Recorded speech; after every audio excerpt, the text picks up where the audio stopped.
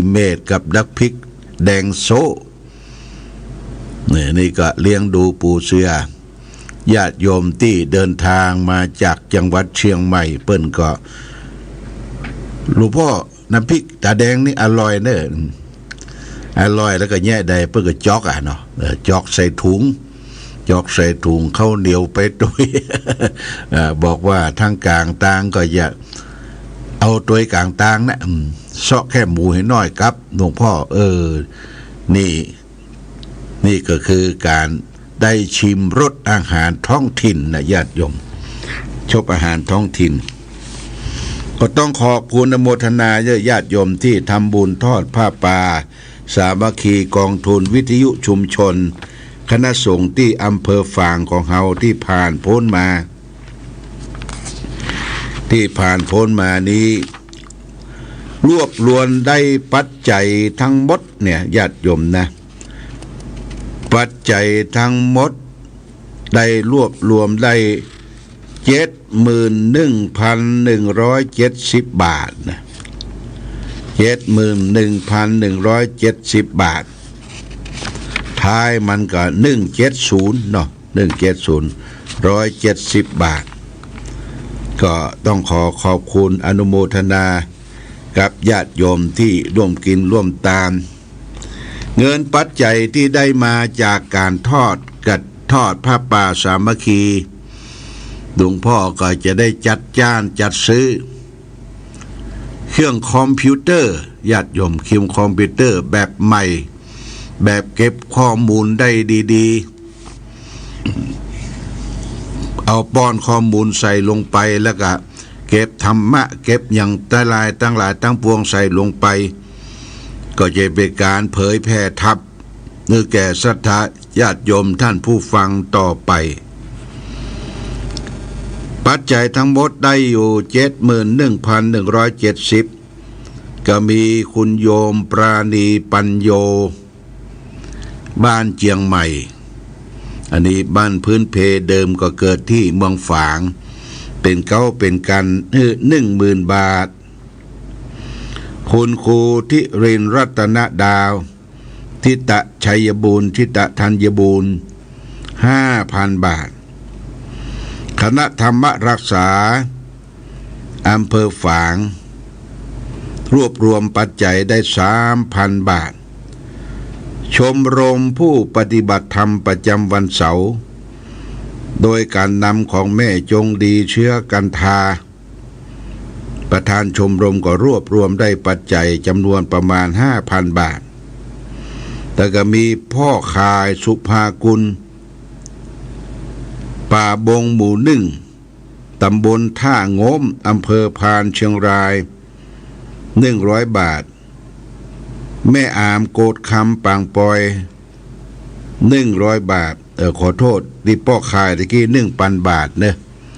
แม่มีชัยพินโยพาสปางปอย 1,000 บาทแม่สุแก้วศิลาพรบ้านหงละปูน300 บาทแม่เรือนคำแก้วแปลงจันทร์เวียงป่าเป้า200 บาทพ่อบุญธรรมแม่รัตนาสังคำพัน200 บาทเวียงป่าเป้าและแม่แสงลาชุ่มใจเวียงป่าเป้า200 บาทนอกจากนั้นก็มีศรัทธาญาติโยมที่ได้มาร่วมมาให้มาหอมปักต้นกันได้ตานกันเป็นที่เรียบร้อยในวันที่12ที่ผ่านพ้นมาในวันแม่แห่งชาติดังได้ประกาศว่าได้เงินอยู่ 71,170 บาทโมทนาสาธุกับทุกท่านมาณโอกาสนี้โดยวันหน้าวันดูนมีกิจการงานที่ใดก็ได้บอกมาทางเมืองฝางหลวงพ่อถ้าไปก็ได้ไปถ้าไม่ได้ไปก็จะให้ตัวแทนไปร่วมในกิจการงานนั้นๆเพื่อเป็นสายใยเป็นเครือข่ายของขึ้นสีขาวของผู้ปฏิบัติธรรมฟังธรรมะขึ้นสีขาวต้องขอบคุณอนุโมทนามาณโอกาสนี้โดยวันนี้ได้มาพบ ญาติโยมก็จะได้นำสาระธรรมะมาฝากเพื่อแก่สาธุชนญาติโยมท่านทั้งหลายวันนี้เอาเรื่องกรณียกถากรณียกถาเนี่ยว่าด้วยกิจที่จะพึงท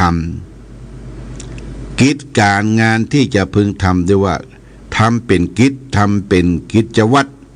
เรียกว่ากรณียกถาพระพุทธเจ้าได้ตัดไว้ในพระไตรปิฎกที่จารึกเล่มที่27หน้า295ถึงหน้า631คุตตกนิกายโคทชาดกนิบาตพระพุทธเจ้าตรัสว่านามะนะมันตัสสะพระเชพระยันตังกิจจานุกุปพัสสะกรยะกิจจังนามัฏฐกามัสสะกรยะยะถังสมัมพระชันตะปุตินะสัมมาชเยยะยะธรรมะธรรมพระเยยะสะซึ่งแปลว่าพึงอ่อนน้อมต่อผู้ที่อ่อนน้อมพึงคบผู้ที่เขาพอใจจะครบด้วย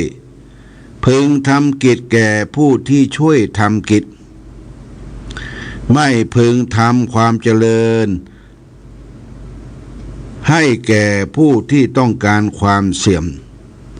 อันหนึ่งไม่พึงคบหา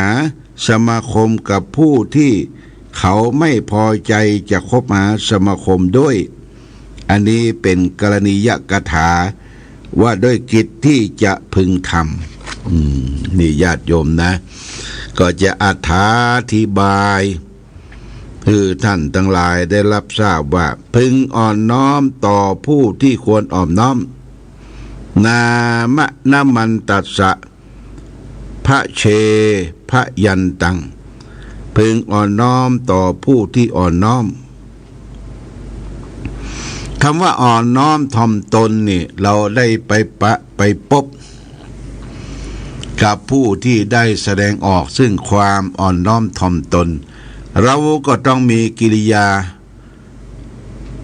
ยามารยาทอ่อนน้อมถ่อมตนโดยเปิ้นยกมือไหว้เขาก็ยกมือตอบเปิ้นแสดงความเคารพเขาก็แสดงความเคารพตอบเปิ้นอู้ม่วนจาหวานขานเพาะเราก็ตอบโดยคำที่อู้ม่วนจาหวานขานเพาะนี่ว่าเพึงนอบน้อมต่อผู้ที่อ่อนน้อมพึงคบผู้ที่เขาพอใจจะคบด้วย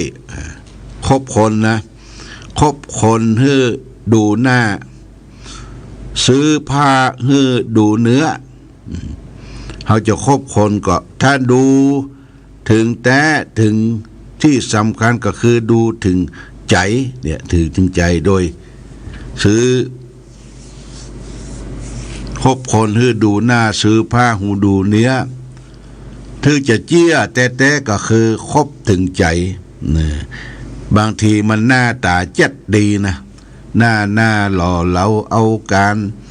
สวยจดงดงามแต่จิตใจนี่ซ่อนเล้นไว้แต่หลายอย่างญาติโยม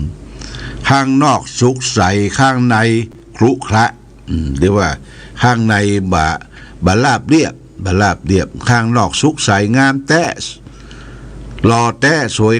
แต่ว่าข้างในครุขระนี่ก็ใจบ่ได้ข้างนอกครุขระข้างในสุขใสตะติ้งนงอันนี้สุดยอดนะถึงแม้ว่าเปิ้นบะโลเล้าเอาการบัดสวยบางามแต่น้ำจิตน้ำใจดีน้ำจิตน้ำใจดีนี่แปลว่าจิตใจตะติ้งนงจิตใจอ่อนน้อมถ่อมตนน่าคบสาสมาคม โดยอันนี้พอใจจะคบกับบุคคลที่ควรพบและก็พึงทำกิจแก่ผู้ที่ช่วยทำกิจเปิ้นช่วยทำกิจทำธุระเอาอย่างฮื้อเฮาเปิ้นมาช่วยการช่วยงานเฮาช่วยภาระอย่างต่างๆเช่นเฮามีกินมีตานเปิ้นมาช่วยมาตุ้มมาตำมาห่อมาแนบมาช่วยกันทำนั่นทำนี้พอเปิ้นมีกิจมีกรณียกิจมีกิจที่จะพึงทำเขาก็ไปช่วยจะไปอ้างว่ามีการมีงานละทิ้งบ่ได้เนี่ยญาติโยมเปิ้นมาได้เขาก็ต้องไปได้และก็พึงทำความเจริญให้แก่ผู้ที่ต้องการความเสื่อมไม่พึงทำความเจริญให้แก่ผู้ที่ต้องการความเสื่อมนะผู้ที่เปิ้นทำความเสื่อมนะทำความเสื่อมเขาจะไปขวางญาติโยมจะไปขวางจะไปว่าท่านั่นท่านี้อย่างเช่นเปิ้นมีอาชีพฆ่าตัดชัดชีวิตฆ่าเป็ดฆ่าไก่เป็นอาชีพที่ทำมาหาเลี้ยงชีพโดยทางซื่อสดสุจริตแล้วจะไปขวางเปิ้นว่าจะไปขวางเปิ้นว่าโอ้ฆ่าเป็ดฆ่าไก่ทำชีวิตสัตว์ที่ตกล่วงนี่บดีเนอะเป็นบาปนี่ไปขวางละไปขวางมันต้องไปขวางนะญาติโยมปล่อยเปิ้นคิดได้เปิ้นก็จะพึงย่างพึงบัตรทำกับสิ่งที่ทำนั้นและแห่งประการหนึ่งไม่พึงคบหาสมาคมกับผู้ที่เขาไม่พอใจจะคบหาสมาคมด้วยเปิ้นว่าบัดจะไปคบหาสมาคมกับที่เปิ้นบ่คบหาสมาคมเช่นว่าเขาไปอู้ไปจาเปิ้นบ่สนใจเนี่ยญาติโยมบ่สนใจกำอู้กำจาบ่ต้อนรับขับสู้เขาก็คนเปิ้นก็คนก็ยิงในใจของคนเขาก็เหมือนกันเขาก็ต้องบ่ต้องไปพี่นอกพี่เทาอย่างล้ำไปนะไม่พึงคบหาสมาคมกับผู้ที่เขาไม่พอใจจะคบหาสมาคมโดยเนี่ยญาติโยมนะอันนี้เป็นเรื่องกรณียกถาพึงกิจที่จะพึงทำกิจที่จะพึงทำพึงอ่อนน้อมถ่อมต่อผู้อ่อนน้อมโดยเฮาพึงคบผู้ที่เขาพอใจที่จะคบด้วยกับเฮาพึงทำกิจที่จะช่วยกันทำกิจและก็ไม่พึงทำความเจริญแก่ผู้ที่ไม่ต้องการความเสื่อมเปิ้นยะการยะงานความผิดเขาจะไปขวางจะไปว่าท่านั้นท่านี้เนี่ยและพึงคบหาสมาคมกับผู้ที่อย่าไปคบหาสมาคมกับผู้ที่ไม่ควรที่จะคบหาสมาคมกับเราเนี่ยมันก็ต้องหลีกเว้นกันพ้องญาติโยมยิ่งในศักดิ์ศรียิ่งในคุณธรรมของแต่ละท่านแต่ละคนพอคนเฮาเกิดมาเนี่ยมันบ่เหมือนกันนาต่างจิตนาต่างใจหน้าตามองหันทั่วไปแต่จิตใจนี่มันแตกต่างกันไปเขาจะคบค้าสมาคมต้องใช้การและเวลานะใช้การและเวลาเป็นเครื่องพิสูจน์เพราะฉะนั้นมันจึงมีมิตรแท้มิตรเทียมญาติโยมมิตรแท้มิตรเทียมก็มิตรที่หันประโยชน์ส่วนตัวมิตรที่ช่วยเหลือเฮาเวลาขับขันบ่ได้มิตรละทิ้งในเวลาเกิดเหตุเพศภัยอย่างต่างๆแล้วก็เนี่ยอย่างแตนตนตันบ่ได้นิมิตเทียมมิตรแท้ก็ช่วยเหลือในเวลาขับขันบ่ทิ้งขว้างในเวลา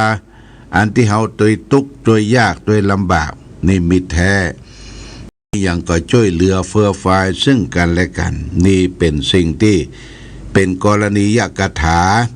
ที่จะพึงฝากคือแก่ศรัทธาญาติโยม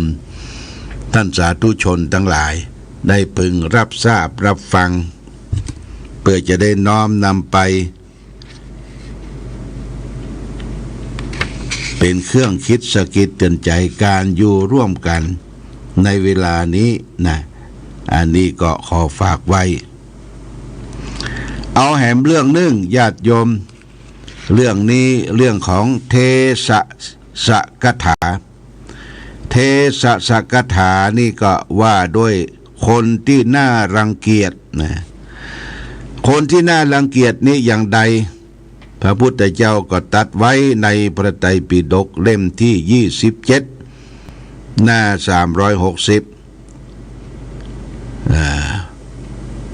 ขุททกนิกายชาตกนิบาตพระองค์ได้ตรัสว่านะตังยาเจยัสสะปิยังสิขีเสเทโสโสติอติยาจะนายะซึ่งแปลเป็นไทยได้ใจความว่าเมื่อรู้ว่าสิ่งใดเป็นที่รักของเขาก็อย่าไปขอสิ่งนั้นจะเป็นที่น่ารังเกียจก็เพราะเขาชอบขอจัดญาติโยมนะนี่เพิ่นบอกว่าอันใดเป็นสิ่งที่ฮักของคนอื่นเขาจะไปขอญาติโยมไปขอเป็นสิ่งที่น่ารังเกียจของรับของชอบใจของประดับประดาตกแต่งเป็นดอกไม้เป็นอะยังของที่เปิ้นมีไว้ประดับบ้านประดับจองประดับตนประดับตัวของเปิ้นฮักเปิ้นหวงจะไปขอนะญาติโยมไปขอมันสร้างความรังเกียจก็เพราะว่าชอบขอเนี่ยคนชอบขอจัดขอจัดเช่นใดมันบ่เหลือเช่นไรมันบ่มีมากมีนักเขาก็ขอแบ่งปันว่าชอบเหมือนกันชอบเป็นกันจะไปขอของคนอื่นที่เปิ้นมีจำกัดหรือมีชิ้น2 ชิ้นเอาไปขอเปิ้นเนี่ยมันไปคัดใจกันมันเป็นที่พอใจกันนี่ญาติโยมนี่พระพุทธเจ้าก็ตรัสว่าด้วยคนที่น่ารังเกียจนะน่ารังเกียจเนี่ยจะไปเป็นคนขี้ขอล้ำไปญาติโยมขี้ขอล้ำไปนี่ก็เขาก็สังเกตสังกาเป็นครูบาเป็นพระเจ้าพระสงฆ์มักจะไปขอศรัทธาญาติโยมขอเป็นเจ้าภาพนั่นเจ้าภาพนี้เปิ้นเขาขอร่ำไปเนี่ยเปิ้นว่าเป็นที่รังเกียจว่าญาติโยมนะเป็นที่รังเกียจก็วางตนวางตัวเช่นใดเปิ้นบ่สุกงอมเรื่องการกินการทานเขาก็จะไปขอบางทีเปิ้นก็จะเฮ้ออยู่เฮ้อด้วยความเกรงใจญาติโยมเฮ้อด้วยความเกรงใจเฮ้อด้วยสังคมกลัวคนอื่นติเตียนแต่ก่อนนี้ตุเจ้ามักจะขึ้นไปเอี่ยวบ้านเจ้าอาวาสอาจารย์ต่างๆวัดวาอารามถ้าเปิ้นจะแปลงจะสร้างหยังก็มักจะไปอู้กันในบ้านที่คนเป็นผู้มีลักมีฐานในบ้านในจองหรือว่าไปขอปวารณาขอกับเจ้าภาพเช่นจะสร้างกุฏิวิหารศาลาลงโบสถ์ขาดนั่นขาดนี้ถ้าเปิ้ลมีความพร้อมก็อนุโมทนาเนอะที่มาบอกที่มาขอแล้วก็ที่เปิ้ลบ่พร้อมนี่ก็ว่าเอาไว้งวดหน้าเนาะเขาก็เลยบ่สมใจละบ่สมใจก็เป็นที่ฮักแก่คนอื่นแล้วก็คนที่ถูกขอนั่นน่ะเปิ้นก็จะทูเจ้าเปิ้นมาแอวหาที่บ้านเมื่อคืนมืดมาตั้งแก่วัดกรรมการเปิ้นมาขอเป็นเจ้าภาพนั่นเจ้าภาพนี้ก็ได้รับปากไปแล้วว่าจะช่วยเปิ้นนี่ก็อันนี้ก็เป็นการดีแต่ว่าเปิ้นมาบอกมากล่าวเขาก็เกินกำลังเขาช่วยบ่ได้ก็บอกไปอย่างนั้นอย่างนี้เป็นต้นแต่ว่าคนขี้ขอถูกขอเนี่ยอย่าไปขอมันจะไปบอกมันเป็นที่รังเกียจเดียดฉันเป็นที่รังเกียจเดียดฉันแก่บุคคลอื่นเพราะว่าเมื่อรู้ว่าสิ่งใดเป็นที่รักของเขาเนี่ยไม่ควรที่จะไปขอสิ่งนั้นและไป เป็นคนที่นั่งรังเกียจพึงชอบขอจัดขอบ่อยๆญาติโยมนะอันนี้ก็ฝากไว้เอาแหมเรื่องนึงเรื่องนี้ก็คือในพระไตรปิฎกเช่นเดียวกันภาษาบาลีเปิ้นตัดว่ามัตตัญญุตากถาว่าด้วยความรู้จักประมาณมัตตัญญุตกถานี่ว่ารู้จักประมาณพระพุทธเจ้าตรัสไว้ในพระไตรปิฎกสุขชตกะตินิกะปาตะคุถกนิกาชตกนิบาตเล่มที่27หน้า766พุทธเจ้าตรัสว่าตัดสมามัตตัญญูตาสาธุโภชนัสสมิงอาคิตทิตาอามัตตัญญะหิสีทันติมัตตัญญะวนะทีฆะเรซึ่งแปลว่าความรู้จักประมาณคือไม่หลงติดอยู่แต่เรื่องกินเป็นความดีเพราะผู้รู้ไม่รู้จักประมาณในการกินมีแต่จะล่มจมผู้รู้ประมาณเท่านั้นจึงจะไม่ล่มจมนี่เบื้องต้นประมาณในการกินก่อนเปิ้นว่าการกินนี่เป็นเรื่องสำคัญโภชเนมัตตัญญูตารู้จักประมาณในการกินการบริโภคเป็นฐานเบื้องต้นก่อนที่ตุเจ้าพระสงฆ์เปิ้นจะฉันภัตตาหารเนี่ยเปิ้นจะกล่าวคาถาว่าปาติสังขายโยนิโสปินทะปาตังปฏิเสวามิเนี่ยพิจารณาอาหารกันก่อนว่าอาหารที่จ้องอยู่ที่จะฉันลงไปเนี่ยเพื่อยังอัตภาพให้มีชีวิตที่มีอยู่เพื่อจะได้สร้างความเพียรประพฤติปฏิบัติธรรมและก็จะฉันแต่พอดีไม่เกินพอดีไม่ฉันมากจนเกินไปไม่ฉันน้อยจนเกินไปจนถึงอิทหิวโชเนี่ยญาติโยมนะคือไปพิจารณาอาหารเนี่ยเป็นเรื่องสำคัญนะยกตัวอย่างง่ายๆอย่างอาหารบุฟเฟ่เนี่ยเปิ้นจะจัดอาหารแบบเรียงกันเป็นภาชนะใส่ถาดใส่กะละมังใส่อย่างตั้งไว้เป็นอาหารสุกเป็นขนมนมเนยของหวานทีนี้เพิ่นก็จะแจกญาติโยมถ้าตุเจ้าเพิ่นจะมีบาตรถ้าญาติโยมก็จะมีกะละมังน้อยๆหรือภาชนะน้อยๆจ้อนเหี่ยใบเพิ่นจะเข้าแถวก่อนเข้าแถวเพื่อจะไปพิจารณาอาหารพิจารณาอาหารขั้นแรกก็ตุเจ้าประสงค์ต้องรับประเคนก่อนนะญาติโยมต้องรับประเคนเมื่อประสงค์รับประเคนทุกชิ้นทุกอันเรียบร้อยแล้วองค์แรกที่มีอายุพรรษาจะเข้าไปรับภัตตาหารก่อนพิจารณาอาหารก่อนเพิ่นจะตักข้าวส่วนมากจะเป็นข้าวสวยข้าวเจ้าเนี่ยจะตักกี่ทัพพีตักใส่ในภาชนะในบาตรเมื่อพิจารณาเข้าเรียบร้อยพอที่จะยังอัตภาพก็พิจารณาอาหารนั่นก็มีหลายอย่างหลายรสหลายชาติอาหารที่มันถูกธาตุเราเนี่ยนะมันถูกธาตุเราเนี่ยเช่นเราชอบน้ำพริกก็ตักน้ำพริกชอบแกงนั่นแกงนี้ผัดเปรี้ยวหวานก็ตักเอาแต่รู้จักประมาณในการตักญาติโยมรู้จักประมาณแต่การตักพอดีเขาจะตักนั่นน้อยนี่น้อยบ่ไหวโจะโหตไปปดโตอันนี้อาตมามากเนิ่นตรงโตเอาใส่ถ้วยใส่บาตรมดบ่ใจอันนี้เรียกว่าอาโภคละอาโภคกิโลกินละ บ่ได้คำนึงถึงตนอื่นองค์อื่นและศรัทธาที่จะมาตามหลังคือเปิ้นจะเอาสิ่งละเล็กละน้อยพิจารณาอาหาร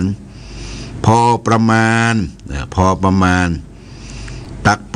ไปสุดท้ายก็เป็นของหวานก็ตักใส่ส่วนหนึ่ง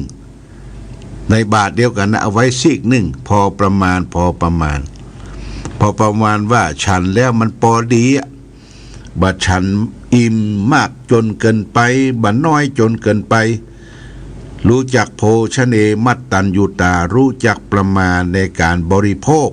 ในการกินอาหารเป็นฐานเบื้องต้นนะฝึกต่อไปก็ญาติโยมก็เหมือนกันไปรับอาหารเขาต้องคำนึงถึงคนอยู่ตั้งหลังโดยที่เตียวมาเนี่ยนะแล้วจะไปแซงกันญาติโยมเวลาไปรับอาหารนึกมีความเรียบร้อยจะไปแซงกันแซงตั้งซ้ายแซงตั้งขวาโจนจ้อนโจนอย่างกระทบกันกิ้งก้องอย่างดาบนี่นะไม่ใช่เนี่ยคือไปตามเส้นตามสายพิจารณาก้อยเปลี่ยนตับอาหารเขาบ่รับมากจนเกินไปบ่รับน้อยจนเกินไปหรือไปปะอาหารที่มันอร่อยถูกรสถูกปากไม่ใช่ตรงโต๊ะตักเอาเหหมดเนี่ย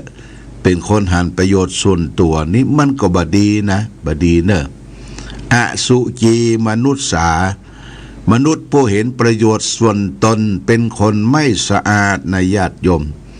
เอาแต่พอดีฉันแต่พอดีบางคนนี่หลวงพ่อสังเกตสังกาบอกว่าทุกเจ้าพระสงฆ์หรือศรัทธาญาติโยมรับอาหารไปแล้วเหลือฉันและเหลือกินขว้างโบะขว้างบะฉันบะนักน้อยเดียวเหลือเป็นเกิงพวกนั้นญาติโยมต้องไปทิ้งให้สัตว์ให้อย่างได้กินเสียดายเพราะว่าอาหารทุกชิ้นทุกอย่างที่ญาติโยมได้อังคาดได้ทำด้วยความตั้งใจทำมาถวายเนี่ยเป็นของดีๆทั้งนั้นนะญาติโยมรับอาหารแต่พอดีจะไปให้มันเหลือจะไปให้มันวิตให้มันพอดีกับความต้องการของร่างกายเมื่อรับอาหารรวมเปกันแล้วก็เอาไปสูนกันสูนอ่านตึงของหวานตึงของเผ็ดของเค็มน้ำพริกน้ำพงสูนกันนี่ก็ใจจ้อนขยุ้มใจจ้อนตักหรือใจมือขยุ้มรับประทานอาหารคนเฮามันก็จะอร่อยที่ปากที่ลิ้นเนี่ยนะญาติโยมอร่อยที่ปากที่ลิ้นเขาจะกินเป็นถ้วยเป็นชามเป็นแต่ละจ้อนมันก็อร่อยที่ลิ้นเขาจะกินแบบรวมกันตักไว้เป็นกำขยุ้มกินจ้อนตักกินก็มันอยู่ที่ปากที่ลิ้นพอผ่านล่วงลำคอลงไปมันเหมือนกันหมดญาติโยมมันไปอยู่ในท้องอยู่ในท้องโรงงานในท้องมันก็จะไปแยกละไปแยกธาตุอันใดบำรุงสมองอันใดบำรุงร่างกายอาหารใดบำรุงเลือดอาหารที่มันเป็นกากเป็นเดนก็จะคับออกมาเป็นของเถือเป็นของเสียแล้วว่าอุจจาระเนี่ยครับออกมาเป็นกากเป็นเดนละนะเป็นกากเป็นเดนก็ของดีๆร่างกายนี่เป็นโรงงานใหญ่เนอะญาติโยมเป็นโรงงานใหญ่มันเป็นโรงงานที่คัดสรรอย่างดีอาหารต้องมีประโยชน์ต่อร่างกายอันใดที่เป็นประโยชน์ต่อเนื้อต่อผิวพรรณวรรณะต่อเลือดต่อกระดูกต่ออย่างนี้มันก็ไปแยกธาตุเป็นวิตามินโปรตีนนี่สำคัญนะอาหารนี่เปิ้นว่าอาหารเป็นฐานเบื้องต้นของที่เราและท่านจะได้พิจารณาการพิจารณาอาหารเนี่ยโภชเนมัตตัญญูตารู้จักประมาณรู้จักการบริโภคอาหารคือไม่บริโภคมากนักจนเกินไปไม่บริโภคน้อยจนเกินไปอาหารที่มีประโยชน์ต่อร่างกายเป็นว่าอาหารเจ้าญาติโยมนะหมอวิจัยว่าอาหารเจ้าเนี่ยเป็นอาหารที่มีประโยชน์เพราะว่าร่างกายเขาเนี่ย มันขาดสารอาหารเนี่ยตลอดทั้งคืนมันย่อยไปหมดละมันจะได้บริโภคอาหารกลางวันเริ่มเจ้าเนี่ยก็ได้รับประทานอาหารเจ้านักน้อยกลางวันก็พอดีแต่ตอนเย็นนี่ปนว่าบ่ค่อยมีประโยชน์ต่อร่างกายบางทีเฮาฉันจนอืดจนเลอะจนออกมาอีนะไปนอนเนี่ยนอนขี้ปุ่มใส่ยงเนี่ยนอนก็ยังบ่ค่อยรับเนอะมันกัดขี้ปุ่มบอกป้อยมีประโยชน์ต่อร่างกายสักเท่าใดว่าอาหารตอนเย็นแต่คนก็มักจะกินอาหารตอนเย็นนักกินอาหารยังบ่เตื้อกินน้ำกินน้ำธรรมดายังบ่เตื้อต้องเป็นน้ำสีน้ำเมาน้ำมีกลิ่นกินยากก็บีบผู้ดังให้กินให้มันเมาเนี่ยญาติโยมน้ำมีสีมีกลิ่นน้ำมีแอลกอฮอล์เนี่ยนะต้องระมัดระวังเนี่ยญาติโยมนะมันไปเผาไปผ่านไปเผาตับอ่อนไปเผาปอดเผาไส้ทำให้เกิดเป็นโรคภัยไข้เจ็บโรคของสุราเนี่ยมีโรคถึง6ประการนะญาติโยมนะเพราะฉะนั้นกินอาหารนี่บางคนเมาแล้วกินอาหารนักได้นักว่าเนาะโทษของสุรามี6ประการเปิ้นบอกว่าอันสุราเมรัยใครเสพติดพาชีวิตมืดมนจนฉิบหาย1ทรัพย์สินของตนนั้นพลันวอดวาย2อาจตายด้วยทะเลาะเพราะความเมา3เจ็บป่วยด้วยโลคาพยาธิ4คนตำหนิดินทาพาอับเฉา5หน้าด้านหนักหนาเวลาเมา6ปัญญาเขาหดหมดสิ้นมีโทษถึง6ประการนะสุรายาเมาแล้วเขาก็ชอบกินตอนเย็นเป็นกระสายเป็นฮึกกินข้าวลำญาติโยมกินข้าวลำอันนี้ก็เป็นส่วนหนึ่งในการบริโภคอาหารที่เปิ้นเอาอาหารมาเป็นฐานเบื้องต้นเฮาเนี่ยเปิ้นสอนเฮาปัจจัย4มีอย่างพ้อง1อาหาร2ผ้าผ่อนท่อนสบาย3ที่อยู่อาศัย4ยารักษาโรคนี่ปัจจัย4ที่เฮาอาศัยตึงวันเนี่ยคือบริโภคพอที่เป็นประมาณ1อาหารที่กินไปให้มีประโยชน์ต่อร่างกายไม่ฉันมากไม่ฉันน้อยจนเกินไปพอดีเรียกว่าโภชนีมัตตัญญูตารู้จักประมาณในการบริโภคอาหารนี่เป็นฐานเบื้องต้นนี่พิจารณาเรื่องอาหารต่อไปพิจารณาถึงปัจจัยที่2เครื่องนุ่งห่มเครื่องนุ่งห่มนี่ก็มีความจำเป็นปกปิดร่างกายกันอุจาดพอดีเปิ้นอนุญาตพระสัมมาสัมพุทธเจ้าอนุญาตให้พระเจ้าประสงค์ใช้เครื่องนุ่งห่มแบบสีเหลวแบบเป็นผืนเป็นผ้าเหลืองเป็นผ้าจีวรอาจจะมีแตกต่างสีไปพ้องสีเหลืองนี่เป็นพื้นนะญาติโยมสีเหลืองเป็นพื้นสีกลักสีมนสีดำก็ว่ากันไปแล้วแต่พระเจ้าประสงค์พระเจ้าประสงค์นี่ก็ใจปีหนึ่งเนี่ยเพิ่นจะตาลครั้งหนึ่งเรียกว่าตาลผ้าจำนำพรรษาหรือผ้ากฐินพระเจ้าเขาก็จะได้เปลี่ยนผ้าวันนั้นผ้าจำนำพรรษาผ้ากฐินได้เปลี่ยนผ้านุ่งผ้าใหม่ปีหนึ่งก็เปลี่ยนชุดหนึ่งเพราะว่าบ่ใจเปลืองมันใจชุดเดียวบ่ใจสีกาวาวบ่ใจสีนั่นสีนี้แตกต่างกับฆราวาสญาติโยมท่านทั้งหลายนี่วันทุกวันจันทร์วันอังคารพุธพฤหัสศุกร์เสาร์อาทิตย์ต้องเปลี่ยนเป็นสีมันถึงจะเป็นมงคลกับสีนั้นญาติโยมนะที่จริงตัวเจ้าเฮานี่ก็สีเหลืองถือว่าเป็นมงคลญาติโยมแต่ญาติโยมจะนุ่งแต่ละสีให้มันเข้ากับสภาพสิ่งแวดล้อมและนุ่งแต่พอดีปกปิดร่างกายเนี่ย ปกปิดร่างกายเราจะไปนุ่งมันฟิตจนเกินไปจะไปนุ่งที่มันร้อนจนเกินไปอย่างหน้าร้อนเนี่ยไปนุ่งเสื้อกันหนาวเนี่ยมันก็จะให้ตีละนะ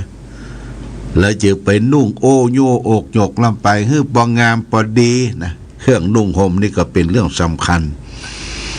ตลอดถึงที่เฮาใจในบ้านในจองเฮานี่ต้องเอาไปตึงเอาไปตากเอาไปซักประเดี๋ยวนี้อย่างผ้าตัวผ้าห่มนี่เปิ้นรับซักนะญาติโยมเปิ้นมีเครื่องใหญ่เนี่ยเครื่องซักในอำเภอฝางเขาก็มีหลายที่ซักผ้ารวมซักผ้าตุ้มผ้าห่มผ้าตัวเขาไป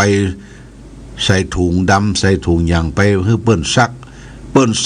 อบเปิ้นรีดหอมแหละญาติโยมแล้วก็อบเปิ้นแห้งตัวนี่ก็เอามาส่งเท้าบ่ใจเตื้อหน้าหนาวเขาก็เก็บตบไว้ใส่ตู้ไว้แขกมากางห้อมก็เอามาต้อนรับแขก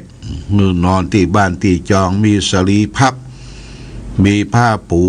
ที่นอนหมอนมุ้งอย่างก็เกียมไว้นะคือมีไว้เป็นครอบเป็นครัวไว้ต้อนรับแขกเรือพิจารณาคือมันสะอาดสะอ้านเครื่องนุ่งห่มนี่เป็นปัจจัยที่สองที่เราพิจารณากันปัจจัยที่สามที่เราจะต้องพิจารณาคือที่อยู่อาศัยนี่สำคัญนะที่อยู่อาศัยเป็นที่รับที่พักที่นอนญาติโยมที่รับที่พักที่นอนจะไปนอนที่มันอับจนเกินไปญาติโยมอากาศบ่ได้ปลอดโปร่งบ่ได้มีอากาศผ่านมาทางหน้าต่างทางช่องประตูเอาไปปิดหมดเนี่ยอากาศมันตึบหรือไปเปิดแอร์ตลอดทั้งวันทั้งคืนนี่ก็แอร์นี่มันก็บางคนก็แพ้แอร์นะแพ้แอร์หลวงพ่อนอนเมื่อคืนนี่นะต้องเปิดหน้าต่างก่อนมาก็เปิดพัดลมก่อนเปิดพัดลมแล้วก็ไขหน้าต่างก็มีซี่ลูกกงเนอะมีซี่ลูกกงมีเหล็กดัดมีลวดมีหน้าต่างมีหน้าต่างเป็นหน้าต่างมุ้งลวดยุงบ่เข้าบ่ได้แต่มีอากาศปลอดโปร่งโล่งมาเฮานอนที่อากาศปลอดโปร่งโล่งใจนี่ตื่นขึ้นมาก็มีความเป็นกระปี้กระเป๋าร่างกายเฮานี่ก็รับอาหารอากาศบริสุทธิ์อากาศเป็นเรื่องสำคัญนะอากาศเป็นเรื่องสำคัญมันไปฟอกโลหิตของเฮามันไปทำให้ระบบหายใจเฮาปอดเฮานี่หายใจดีอากาศปลอดโปร่งโล่งใจนี่อากาศจะไปนอนอยู่ที่อับที่มืดคือมีอากาศปลอดโปร่งโล่งในญาติโยมท่านสาธุชนทั้งหลายนี่เป็นปัจจัยที่อาศัยคือที่อยู่อาศัยนี่ก็แปลงบ้านแปลงจองก็ดูทิศทางลมดูบรรยากาศดูฮวงจุ้ยเพราะว่าฮวงจุ้ยบ้านเฮานี่จะมีความสุขอย่างใดห้องน้ำเอาไว้ที่ไหนอย่างที่ใดตัดใดนี่เขาก็มีฮวงจุ้ยไว้เขาจะได้อยู่สุขสบายบ่ฝันหันร้ายบ่ตื่นตกใจนะในห้องในฮับก็บ่ควรที่จะมีรูปภาพอย่างต่างๆคือมันเป็นที่พะวักพะวงนะพะวักพะวงบนหัวนอนบนอย่างกระตังคือมันเรียบง่ายญาติโยมนะอันนี้ก็คือเรื่องที่อยู่อาศัยปัจจัยที่สี่ก็สำคัญคือยารักษาโรคคนเฮานี่จะมาปฏิเสธบ่ได้ว่ามันมีโรคภัยไข้เจ็บมันมีกันจู้คนโรคความดันสูงโรคความดันต่ำโรคเกาต์เบาหวานปวดข้อปวดดุกสันหลังบั้นเอวเนี่ยมันมีอย่างเบาหวานนี่เขาก็มีนะอาตมาหลวงพ่อก็มีเบาหวานแต่ก็ต้องอาศัยหมอบอกว่า ใจยากินยาเวลาใดฉีดยาเวลาใดเขาก็อยู่ได้ปฏิบัติตามหมอที่เปิ้นบอกโรคเกาต์เบาหวานความดันหมอนัดไปโรงพยาบาลเมื่อใดก็ต้องไปตามนัดเพิ่งก็จะได้แจกจ่ายยาหมอตาหมอหูหมอจมูกหมอกายหมอใจทุกอย่างเขามีโรงพยาบาลนี่เป็นที่พยาบาลแก่คนเกิดโรคภัยไข้เจ็บนี่กับปัจจัยตัวนี้ก็สำคัญยารักษายาสามัญประจำบ้านควรที่จะมีไว้นะญาติโยมนะยาสามัญประจำบ้านยาหอมนี่เป็นหัวใจสำคัญยาหอมยาผงนี่นะคือซื้อไว้เนอะยากา5 เจดียาอย่างซื้อไว้ในตู้ใส่ไหมเวลาจิตไว้ใจสั่นก็กินยาหอมยาผงยาใส่แผลเป็นยาใส่แผลยาเหลืองยาแดงยาใส่แผลยากันยานวดเวลาเราไปคบไปปวดไปหกขมนตีลังกาไปรับกระทบกระเทียนที่ไหนยานวดก็ต้องมีซื้อมาไว้ญาติโยมซื้อมาไว้ใส่ตู้ไว้ยาสามัญประจำบ้านยาพาราแก้เจ็บแก้ปวดแก้ไข้ควรมียามงยาหม่องควรมีใน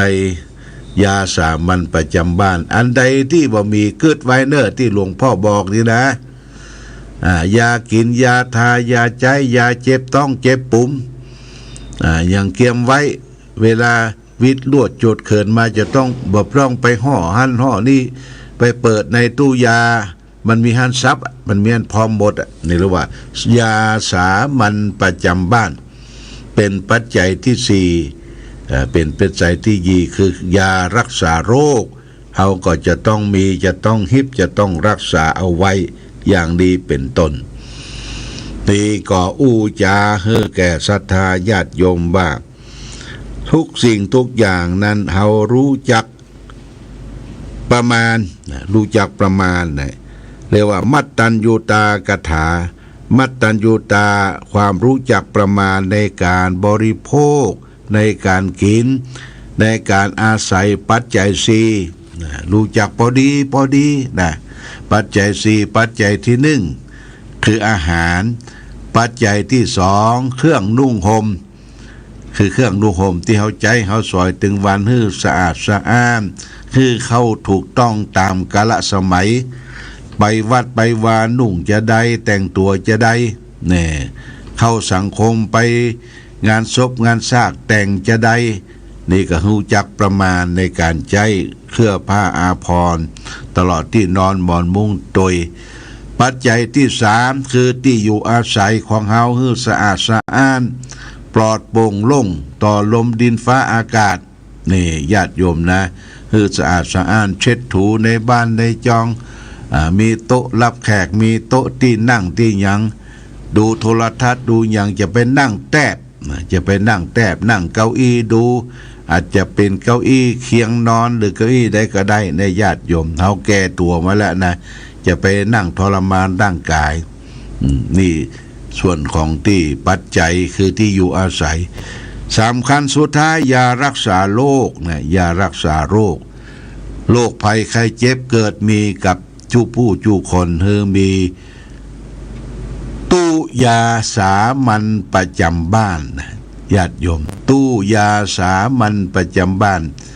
ที่เขาใช้ในปัจจุบันเนี่ยนะปัจจุบันมันเกิดฉุกเฉินขึ้นมาเนี่ยฉุกเฉินขึ้นมาเป็นยาดมยาหอมยาลูบยาไทยยาทายาเจ็บต้องเจ็บปุ่มยังมีในตู้ยาสามัญประจำบ้านของเขาซื้ออื่นยังซื้อได้ลูกนะซื้อเขาบ่ฮู้จักก็ไปปรึกษาหมอว่าอีพ่ออีแม่จะแปลงตู้ยาสามัญประจำบ้านนะคุณหมอว่าเขาจะซื้อยาอย่างพ่องที่เป็นยาปัจจุบันเนี่ยหมอไปปรึกษาเปิ้นหรือไปที่ร้านขายยาจะไปซื้อยาสามัญประจำบ้านเพิ่งก็แจ้แนะนำให้ไว้เป็นอย่างให้ศึกษาไว้ดีฝากไว้ แก่ญาติโยมท่านสาธุชนว่าทุกสิ่งทุกอย่างปัจจัยสี่รู้จักประมาณในการกินการดำเนินชีวิตของเฮาบ่เอาจนเกินไปบ่น้อยจนเกินไปรู้จักประมาณโภชเนมัตตัญญูตารู้จักประมาณในการบริโภคในการใจนี่ฝากไว้เอาละวันนี้ขณะนี้เวลา9:52 นาทียังเหลือแหมประมาณสัก7 นาทีญาติโยม7 นาทีนี้ก็จะถึง10 โมงเปิ้นกระตักกระตอยว่าเฮ้ยหลวงพ่ออู้ไปถึง10 โมงเนอะเปิ้นจะปิดสถานีถ่ายทอดก็อู้มาละพยายามอู้ถึงมาถึง10 โมงเหลือ7 นาทีนี่ก็จะเปิดสายเนาะเปิดสายอู้กับพ่อแม่พี่น้องศรัทธาทั้งหลายตามใกล้ตามหิมไผจะอู้กระจาทักทาประสัยกับหลวงพ่อก็อู้ได้เนอะ0819515864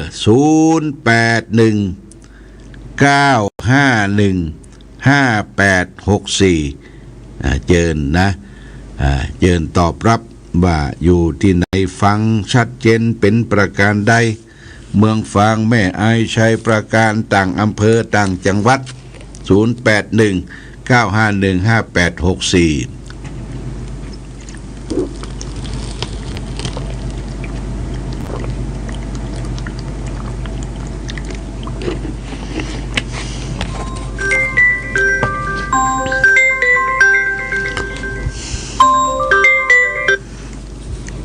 ฮัลโหลครับปัญหาครับจากที่ไหนจากลีครับลีบ้านบัวกับบ้านหยังป่าไผ่ครับโอ้ป่าไผ่บ้านลีพ่อหยังล่ะป้าหมวกเนาะ ฟังชัดเจนเนาะป้าหมวกเนาะชัดเจนดีครับโอ้ฟังวิทยุไหนขึ้นไหนขึ้นพระธาตุ5 ดวงครับพระธาตุ5 ดวงโอ้โมทนาสาธุชุมชนคนเมืองลีชุมชนคนเมืองลีครับบัดนี้พ่อหมวกอายุเท่าใดล่ะบัดนี้เดี๋ยวนี้ฮะถ้า16 กันยานี่จะถึงเข้า14ประเด็นนี้เข้า13อยู่โอ้ทอก93ใส่เจียวเด้อพ่อหมวกเด้อครับเสียงใส่เจียวดีโอ้ครับสบายนี่ดูแลร่างกายได้ดีแต่เนอะโมทนาสาธุกับพ่อหมวกเมืองลีโมทนาเด้อพ่อเนอะวันนี้เนอะอายุวันโนสุขังพลังครับพ่อหมวกบ้านเมืองลีละปูนเปิดอายุ93เสียงชัดแจ๋วญาติโยมฮัลโหลใกล้ๆไม่น้อยเสียงแจ๋วเสียงไก่จากที่ไหนแม่ศพก็แม่สวยเนาะบริจาคแค่100 บุญเน้อป้านะโอ้ดีละโมทนาสาธุนะโมทนาสาธุวันนี้อยู่ดีมีสุขในแม่เด้อพี่น้องบ้านศพก็วันนี้บ่เอานี่จ้ะบ่มามีคาถาบ่มีอย่างเต้เนอู้ธรรมะก่อนมาดูอายุวันโดสุขังพลังเนออาสาต่อไปพี่น้องศพก็มาแล้วศพก็ไม่สวยเจริญพรไอ้จ้าพระคุณเจ้าวัดดีแม่เรือนแสนต่อเจ้าสักกินดีเนอฟังขึ้นไหน